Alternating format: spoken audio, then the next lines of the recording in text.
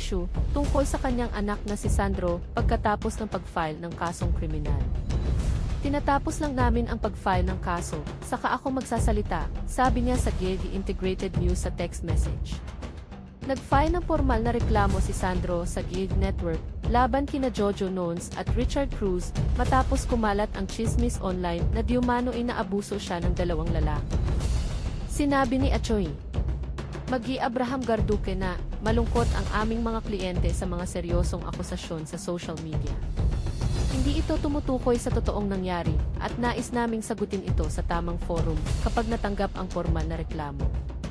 Hinihiling namin sa publiko na igalang ang investigasyon at iwasan ang pag-post ng walang basehang paratang, dagdag niya. Noong una, nag-post ng cryptic messages sina Nino at Dean Tupad sa social media tungkol sa issue.